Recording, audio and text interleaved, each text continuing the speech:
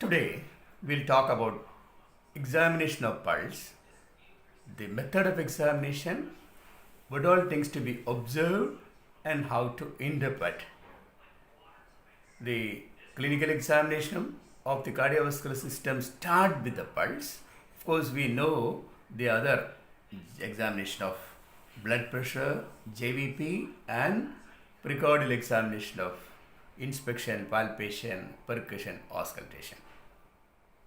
Very basic information, most important you get from the pulse. First, how will you examine the pulse? So, which hand you will be using? Most of us will be examining the pulse by standing on the right side of the patient, and you will be using the left hand to feel the pulse.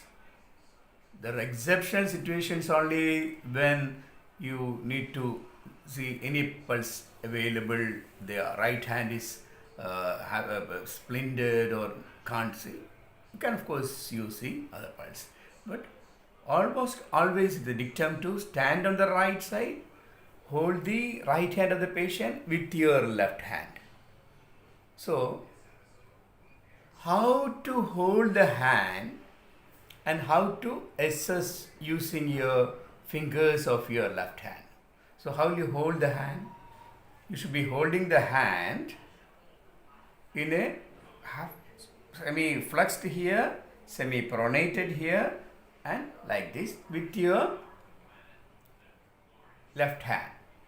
You feel with your left hand fingers. So, how will you keep this hand in the flexed and semi-pronated this here with your right hand? Your right hand has got a purpose. What is the purpose of your right hand?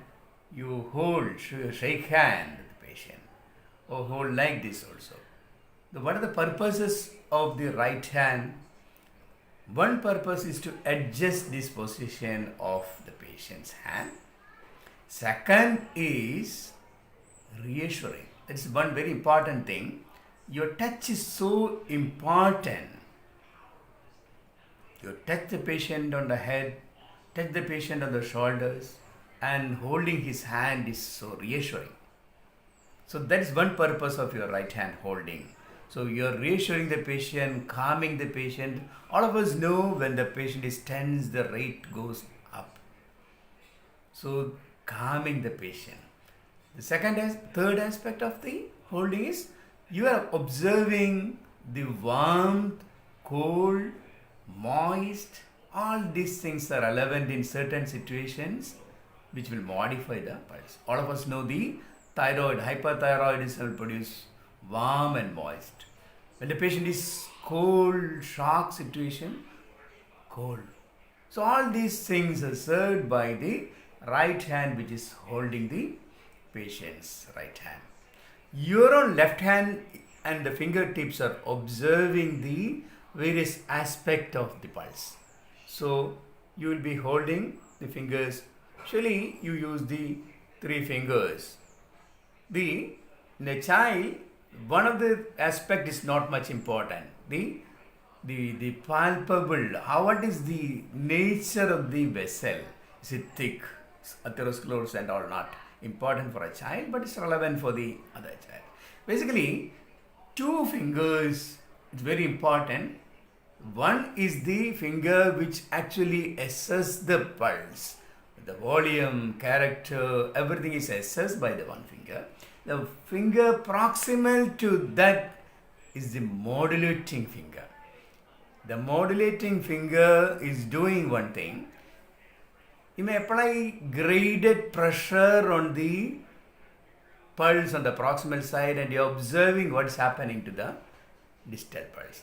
I'll come to that important of the modulating finger in the assessment of 2-3 situations of the characters. That's especially important in a case where there is a difference in the volume between the pulses. Between the pulses. The difference in the volume may be between each pulse, between group of pulse. You heard of pulses alternans, you heard of pulses paradoxes. where the volume of one pulse can be different from the other pulse. So how much is it? Is it the are answered by the modulating fingers application of the graded pulse. So almost 90% of the situations you are assessing the patient pulse by the left hand. Is there any other situation where you are using the right hand for pulse assessment? Yes, it is there. You heard of high volume situation. Volume is high. In that situation, high volume, you're checking whether it is collapsing or non-collapsing. The collapsing pulse nature is not tested by your left hand, but that is tested by your right hand. Your right hand is holding the patient's right hand itself, not the left hand. Here I cannot demonstrate that. So you are holding the right hand of the patient with your right hand. How you are holding? You are holding in such a way that the radial pulse of the patient is felt here, not with your fingertips. So you are feeling the pulse with your left hand, but here with the right hand you are feeling. I can't raise my left shoulder. I am having some problem. That's the limitation. I can't move my shoulder. That's right. Sorry. Then, so this is how you assess the pulse. So what are interpretations of all of us know? You assess the rate, you assess the rhythm, volume, character, radio, femoral and radial delay. These are the basic main things. So we'll just take one by one. About the rate. You assess the rate by maybe in an ICU situation where you can't spare time, you just do it by counting 6 seconds and multiply. But in a situation where you can afford, you have got time, you better count it for 1 minute full. Then apply that rate into 2-3 situations. One, what is the age of the person? What all physiology will alter the rate assessment? The extremes of age, very young child can have a normal rate of 120. So age is one. The other things, are you examining the patient immediately after coming, walking, running also? Can lead to. The patient is anxious, it can lead to an unusual tachycardia. If the patient is febrile, it can lead to unusual tachycardia. The patient is is on some drugs, he can have tachycardia. The patient is pale, anemic, he can have tachycardia. So all these things are just simple physiological features which may not be representing the cardiovascular status of the patient. So count the rate, apply the normal features, then only you interpret that rate into cardiovascular problem. So if the rate is, you answer, if the rate is unusually high, is the rate unusually low? Again, applying this age of the child. So broadly for an adult, less than 60 is body, above 100 is body. But for a young child, we applied it for the age of the child. So what are the situations where you get a high rate? What are the situations you get a low rate, and how will you proceed? We take the low rate. Low rate, of course, commoners of the situation is just physiological. Second thing is, if the patient is on any drugs, like beta blockers or digoxin, something which will reduce the rate. And again, milder, eminently treatable simple things, hypothermia, of course, all of us know. If the patient is having a high blood pressure, can have a low, and patient is unstable, altered sensorium, raised ICT is one very important thing. It's not pathological, it's not a normal physiology, I can't say. And thyroid bradycardia, thyroid lead to hypothyroidism. Second thing is sinus bradycardia is a physiological phenomenon. So All these things you should be considering when you get an initially low rate. If the patient is stable, next step what you need to do is to see the response to exertion, what happens. If there is rising during exertion, it's comparatively benign situation. Okay, if the patient is having a high rate, so you record see the temperature, see patient is anemic, and of course whatever be the rate variation, low or high, it's a dictum to repeat the pulse rate after some time when he's relaxed. If it is persistently high, only you need to consider. You might have heard about two very important things: sleeping pulse rate, relative bradycardia. So what are they? So a patient who is having a tachycardia during sleeping is an indicator of few of the cardiac problems, especially it's used in myocarditis, rheumatic carditis.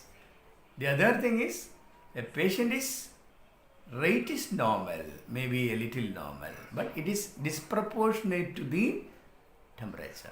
So there is a correction of the rate for the temperature. The patient is febrile, you need to correct for every degree centigrade almost 10 beats rise. If it is not the relative bradycardia, so even though the rate is high, you need to apply that in the recording situation in the temperature chart. You record the temperature, you record the pulse rate, and should be interpreting automatically. It should be interpreted. There are situations where the relative bradycardia is diagnostic entities like dengue situation, Legionella situation, enteric fever situations, and some of the drug. So these are the entities which may be diagnostically useful. Always apply that temperature also here. Then if the pulse rate is very high, you check whether it may be due to a thyroid state, and if it is, especially it's irregular in rhythm, when you apply the rhythm part, you need to check some more thing. If the rate is high, or if the rate can occur in a normal rate with a irregularity, that's in the part of the rhythm. So in a shock situation, the patient is ICU, the low volume tachycardia indicates the patient is in early shock. So tachycardia with a normal pulse, if the patient is in ICU, be careful, this may be a forerunner of the shock. So it's an early shock is manifested by the tachycardia. So these are the simple points about the rate. Next comes the volume. Volume, again the same method, you assess the volume. When you interpret the volume, you need to consider one thing, it should be appropriate for the age of the person. A very young child should have an idea what is a normal, what is abnormal. Then you categorize into normal volume, low volume, high volume. So what is the situation if you get a low volume? Low volume tachycardia, most important situation is in patient is in shock. It may be to low hypovolemic state, it may be due to cardiogenic shock, and you need to differentiate between the two before your resuscitation things. If the patient is having normal volume and tachycardia, that also may be a forerunner of shock. Okay. About the volume high, suppose the volume is high, it may or may not be associated with tachycardia. If the volume is high, it can be due to just physiological phenomenon like after exertion, a relaxed, a tense patient, anemic patient, hyperthyroidism, or can lead to a tachycardia with a high volume. The pure cardiac problems also. What are the cardiac problems you may get a high volume situations? When there is a leak from the systemic circulation, the heart pumps, let the entire ejection stroke volume into the root of the aorta. It gets dissipated away gradually. and that leads to a normal wave. There are two waves in the aortic situation, if you anacrotic and dicrotic waves, and all these things you have learned. So what happens when there is an abnormal way the stroke volume is supplied to the aortic root and dissipated?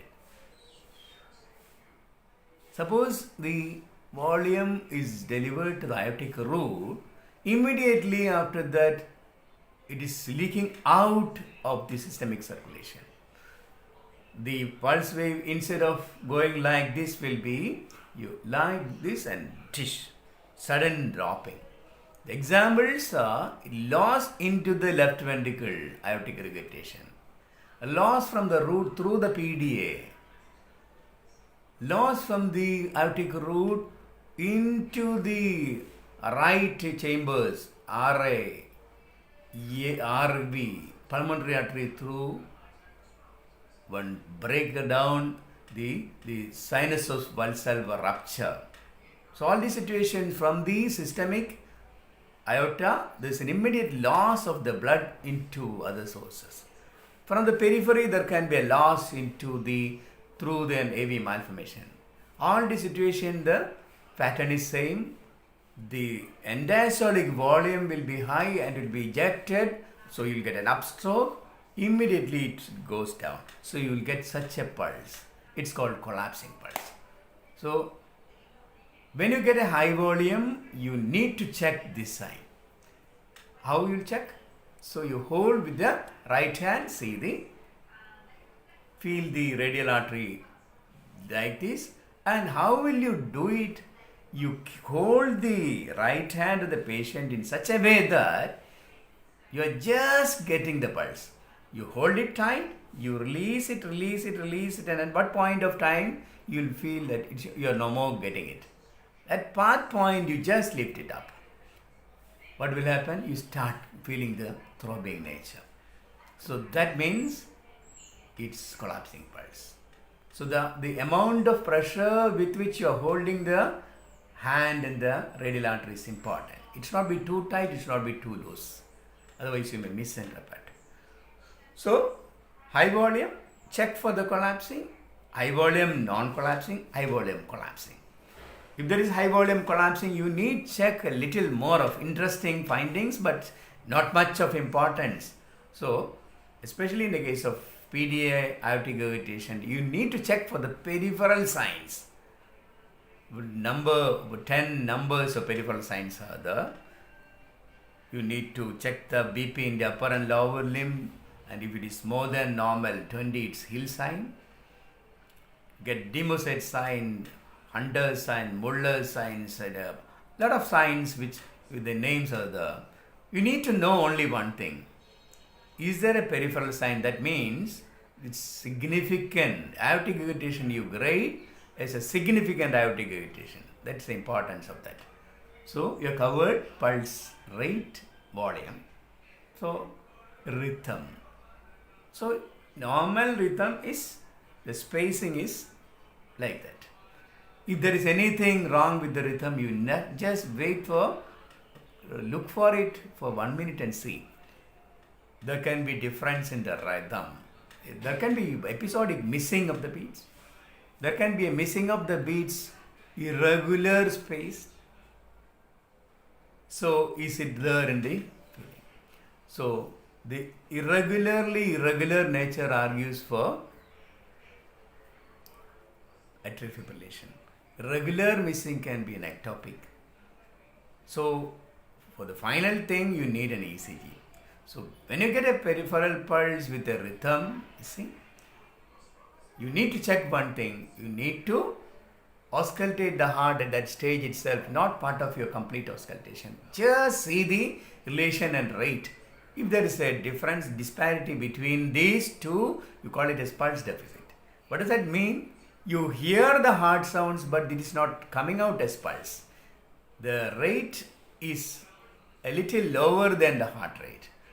1 and 2 heart sounds are there, but it's happening a little early, so that the ventricle doesn't get enough time for the relaxation to get the volume.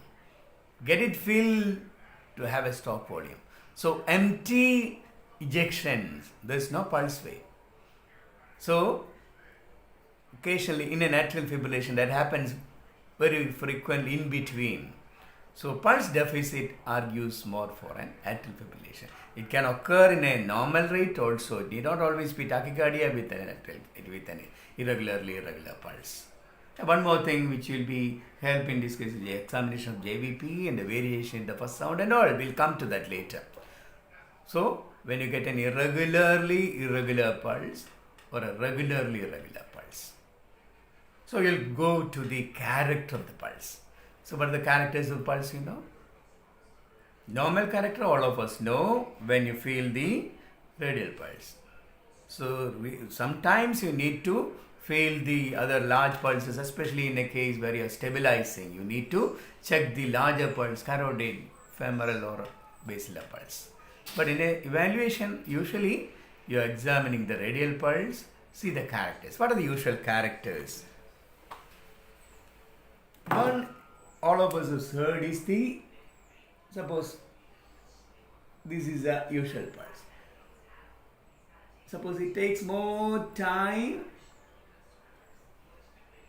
the time is more, the volume is less. This is called anacrotic pulse. It's a low volume, it's a slow rising pulse.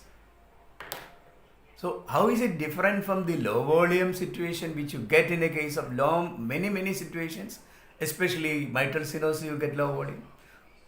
So this is classical of your left-sided outlet obsessions, classically aortic stenosis.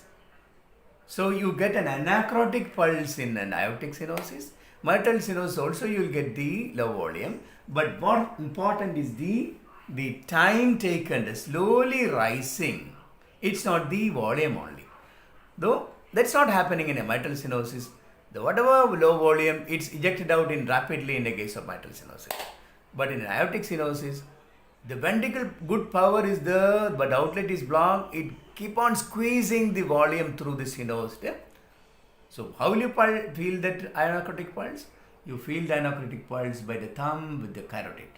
So what are we checking? It's not the volume, it's the way in which is the slow rise, the rising pulses parvus et tardus. So slowly rising and low volume. So it's so important to differentiate how it rises, how to differentiate a simple low volume from the anacrotic pulse. It's very important that telltale evidence that there is an left-sided ejection, left-sided outlet block. Next one is the high volume collapsing pulse. So I told you about the indications, situations where you get the high volume collapsing pulse, how to proceed further. You're covered. So now comes the importance of your two very important pulses. The pulsus alternans and the pulsus paradoxus. This is classical of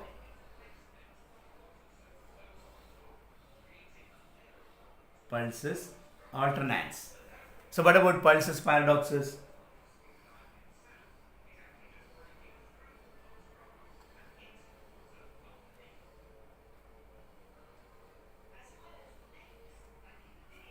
This is a group of large volume, another bunch of low volume. This is alternating. So this is a situation in which your modulating fingers are helpful. But what are you doing? You are trying to press here with your modulating fingers. When you press your modulating fingers, what will happen? The small ones will be abolished. You are just pressing with a half of your force. This will disappear. You keep on getting the powerful persons. The powerful waves will be going out and you are filtering the small ones. So with your distal index finger, what you are getting is, you are just getting the half of the numbers which you were getting just by the modulation. The very same thing is happening here also. So what will be the difference? The difference is, here you will be getting this one. It will be just halved, it will be regular. So you imagine here Here again you will get the half the numbers, but it will be irregular. In what way? You will be getting all these tall ones, won't be getting for a duration nothing, again 2, 3. So irregular numbers halved in the case of pulses paradoxes. Pulses alternate, it is regular and halved. So pulses paradoxes you get in a case of all situations where the intrathoracic entry is affected by your high pressure like asthma, COPD and pericardial effusion. Lot of situations are there where you get the pulses paradoxes. You can quantify this thing by using the blood pressure. I will come to that when we talk about the blood pressure. A little interesting thing, a little bit complicated. So that's about the way in which you say it's the alternance, and so alternance indicates myocardial injury. Paradoxes need not always be cardiac, it can be respiratory also. Of course, cardiac effusion, pericarditis and all, you can get the pulses paradoxes. So you have covered major 4 things: the rate, rhythm, volume, character part. So of course I didn't tell about the pulses bispherians, where you get a combination of aortic stenosis and aortic regurgitation. So what will you get? You will get something like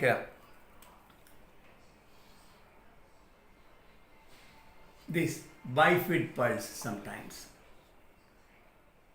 So there are situations where you get this sort of abnormalities in the pulse, like hypertrophic obstetric cardiomyopathy. You will get a jerky nature of the pulse. In situations of mitral regurgitation and VSD, you will get a jerky nature of the pulse. So mitral regurgitation and VSD, you call it as a small water hammer pulse. You call a water hammer pulse in the case of collapsing pulse. In a MR and VSD, the importance is that the way in which the blood is delivered from the left ventricle into the aorta is in a different manner, but the volume, the stroke volume is same. You know how much will be the stroke volume in a case of VSD and MR? It's not high, it's just the normal thing. The rest of the thing is a wasted circulation. So only when you talk about the MR and VSD, you will know the left ventricle is overloaded at the time of your diastole, but part of the circulation is wasted into the right side or into the left atrium. The stroke volume remains the same. So volume doesn't change, but the manner in which it is ejected into the aorta is different. So you got a hyperkinetic type of upstroke and downstroke, but it is not high volume. Small water hammer pulse you get. The very same way, you may get a different manner in which the pulse volume, stroke volume is delivered in the aorta in case of HOCM. So all of us know how the stroke volume is delivered into the aorta. It should be squeezed just like you are milking the milk from the udder. So that from the apex of the heart to the entry into the aortic root should be in a systematic manner. Suppose you are getting a contraction of the outlet and the septum is encroached by an outlet is blocked, what will happen? The delivery into the aortic root will be affected. That's what's happening in a systolic anterior motion of the septum. The systolic septum should not move anteriorly to close the outlet. So that's what is happening in HOCM. So, and in different manner the stroke volume is delivered into the aorta. So normal delivery of the stroke volume into the aorta in a different manner. So 2/3 is delivered in the first 1/3. Second 1/3 almost 90% is delivered, and last 1/3 it's only just 5 to 10%. That's how it is delivered. The manner in which the delivery happens in the case of HOCM, VSD, MR and all are a little in a hasty manner. So that also you can find out clinically. It's a little bit tougher situations. I didn't talk about the bifid type of the pulse you get and pulse you get in a jerky manner in HOCM and rarer situations. So in short, These are enough. A little bit higher level, still it's useful, I think. Thank you.